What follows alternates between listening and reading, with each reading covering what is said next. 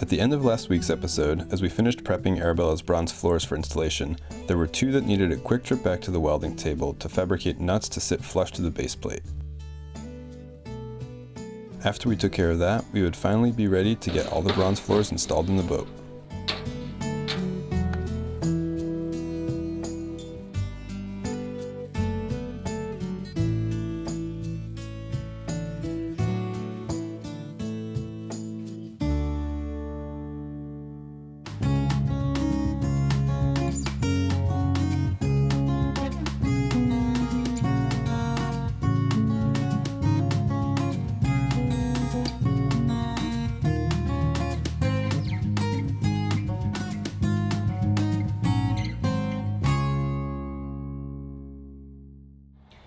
So for these two floors in the stern, the bolts aren't going to come through directly 90 degrees to the plate. So what's going to end up happening is the nuts sit on there at a little bit of an angle. So this one, it's only 3/32 of an inch. So I'm just going to run a bead of weld around the hole and the size of a washer. And then we can clean it out with the drill bit and grind it flat and end up putting a little bit of a taper on there so that the nut sits flat. And on the other one, it's a little bit of a bigger difference, so I'm going to weld on a pair of washers. And then we can do the same thing and just kind of grind and shape those so that we get an angled landing pad so that the nut sits flush.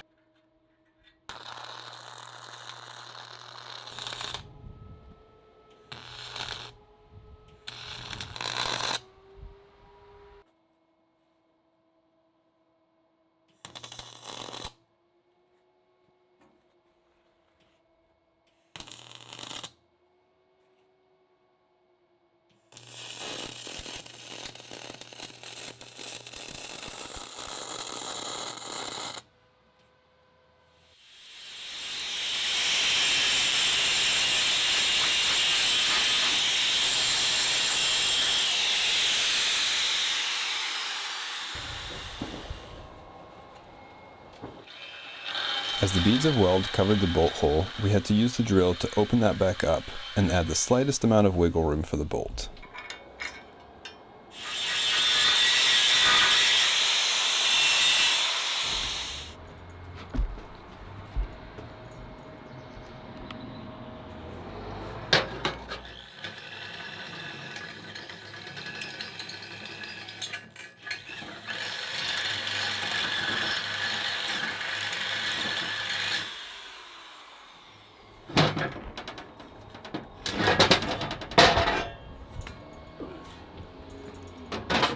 One last touch up with the grinder, and we were ready to check them for install.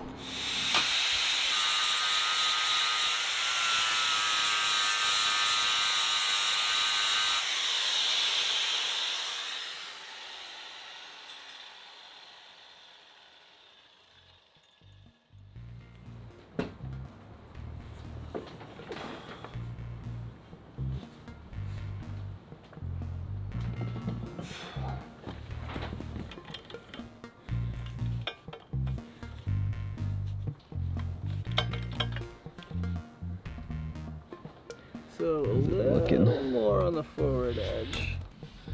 Contact looks pretty good. Yeah, I think that's fine. There's a little divot in the weld back here, but that's not gonna matter.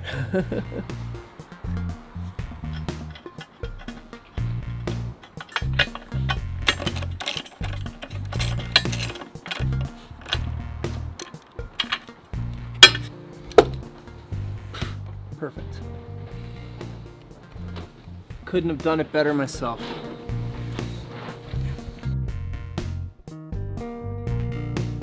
The first step now was to sand all the surfaces where the bronze floors will be touching. Then we'll apply a coat of shellac. This will keep the bedding compound from soaking into the timbers over time.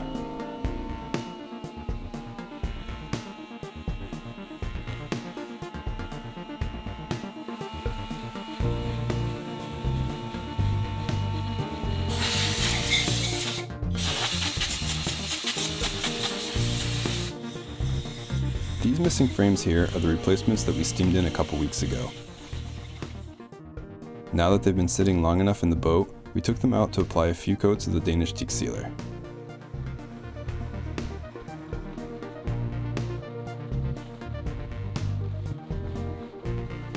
key is making sure that every inch of wood is well covered, inside and out.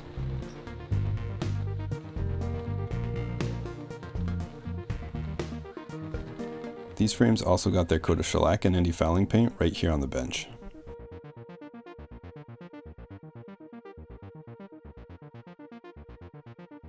Back in the boat after we finished sanding, we redrew the lines once again and started applying the shellac.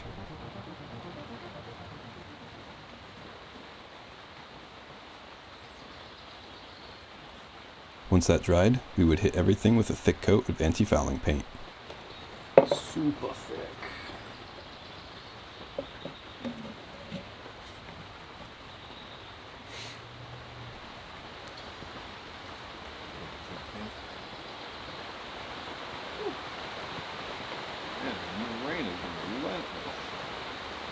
Yeah, I feel like we live in a rainforest or something.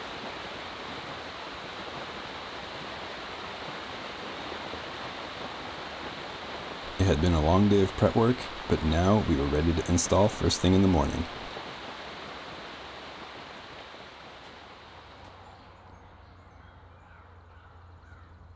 Alright, today's the day. After much work and labor, we are about ready to bolt in the bronze floors.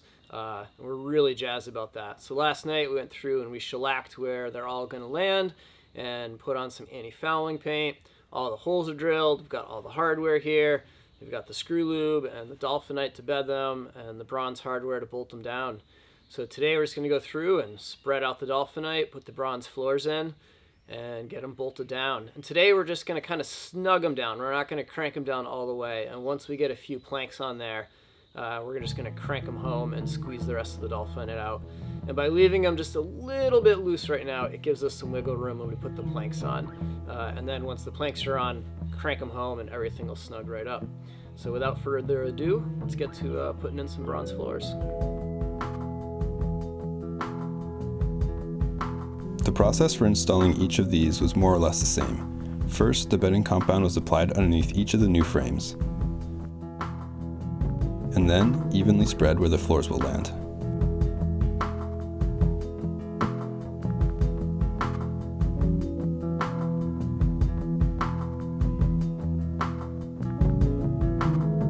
Once down, we make sure the frames are sitting in the right place, making little adjustments before tightening down the nut.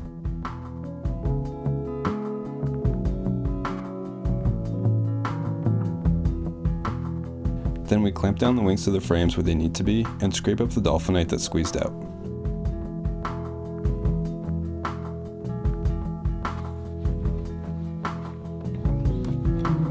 The hanging bolts are driven in using a special bit that we made in the last video. Basically, it puts most of the force on the top of the bolt so the threads don't get destroyed when we're cranking down on them.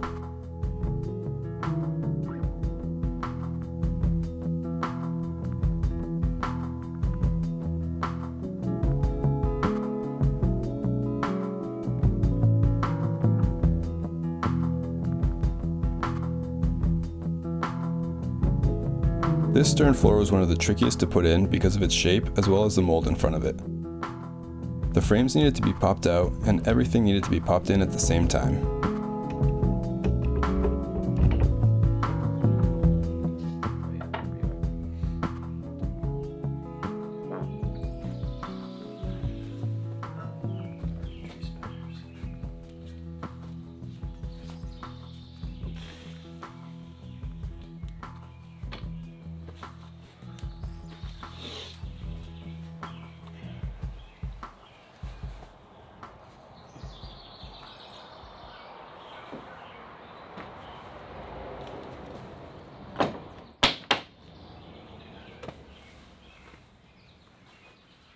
Okay, washer and a wax nut.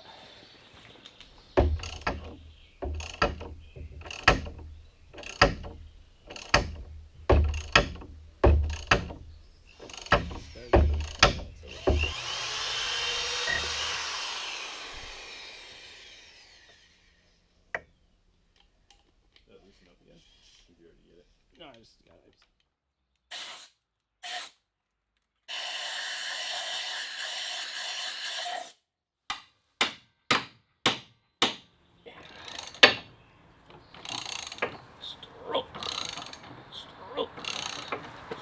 After we got this floor tightened down, we noticed that the frame was not quite sitting low enough. But a few good whacks from the top of the frame took that little gap out. Anything? One more. Go ahead. Yeah, you're good.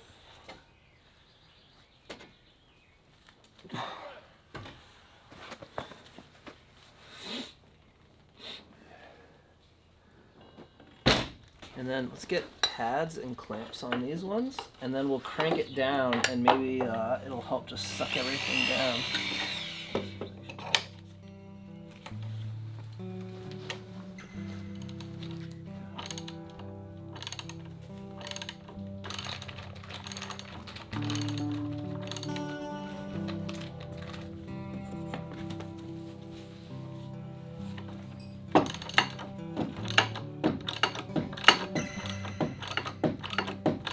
We were constantly having to put on and take off different extensions to get the best position to work around everything in the boat, but it took just about every extension to work through this floor. Do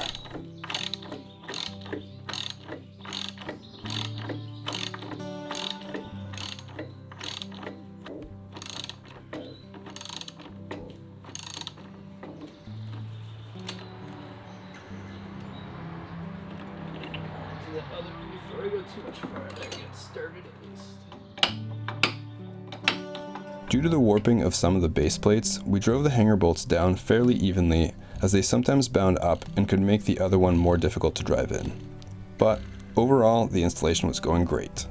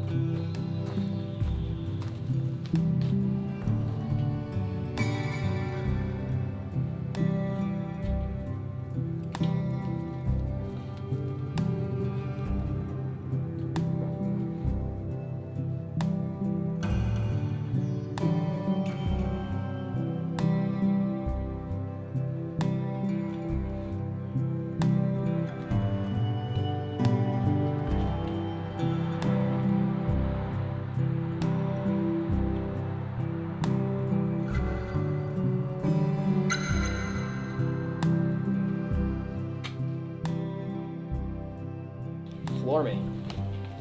This thing feel like a baby in comparison? Yeah. One hit.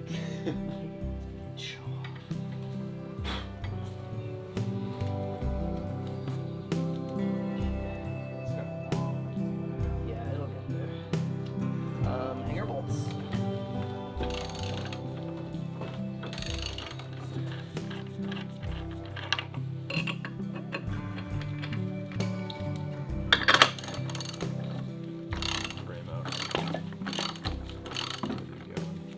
And then,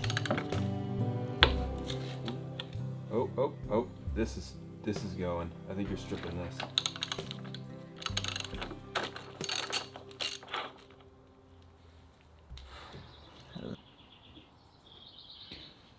doohickey broke.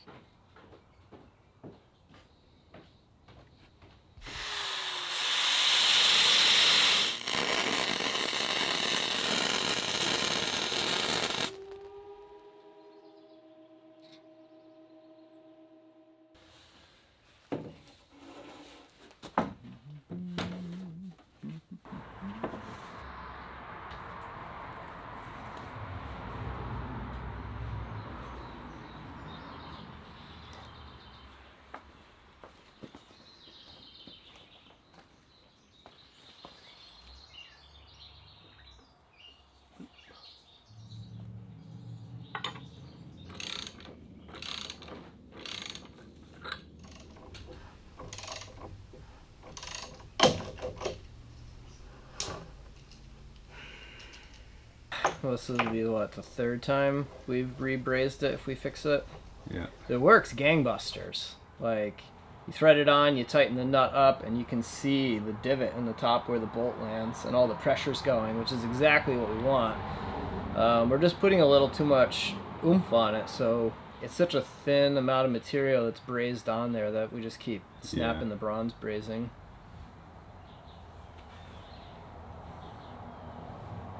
So I think if we go get a couple more nuts and another little bolt, I mean, they're cheap enough. And we can try actually welding them together as opposed to brazing them together. Yep. The risk with that is that we're going to end up distorting the threads. But if we take some of that dip stuff for the welding gun, for the MIG gun, and put it on the bolts and put it in there, maybe it'll help keep them from seizing. Yeah, maybe it'll and help if we them go keep gentle. from welding each other together. Alright, well, I'm going to hit the GoPro and go for a ride. Night night GoPro. So after running around town, we remade the bit again, hoping that the new plan resulted in less breakage. And early the next morning, we were back at it.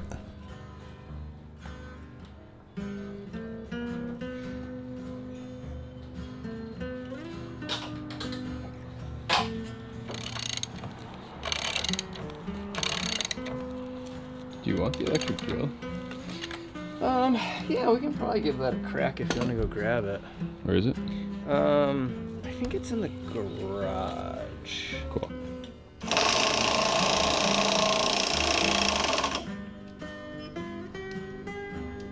Grandpa gave us this old electric impact gun to use, but it worked for a hot second, and now nothing. So, yeah. So much for that.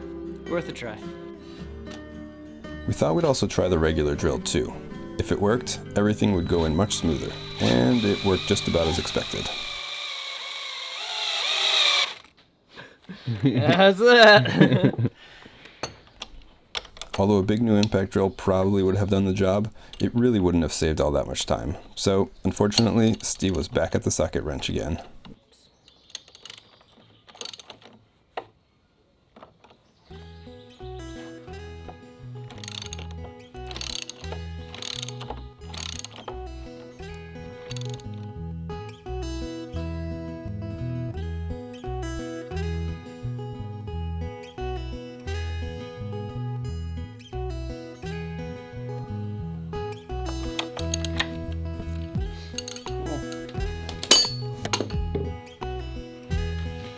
Clamp the wings, scrape up the extra dolphinite, and move on.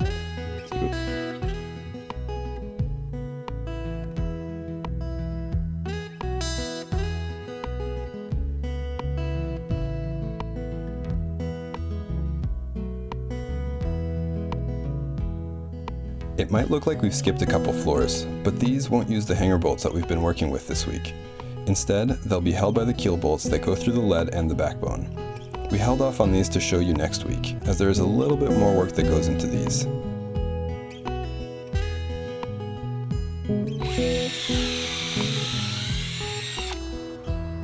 This frame was one of the replacements we treated with the teak sealer earlier, so it needed its fasteners driven in.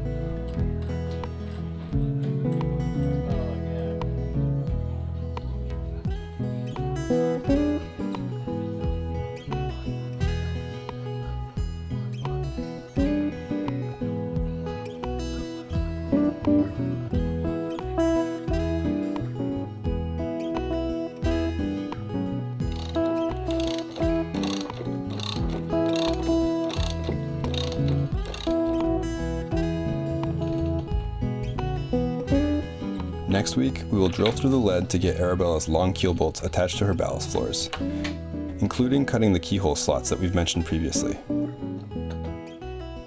As always, thank you for watching, and if you're new to the journey, don't forget to subscribe. Till next week.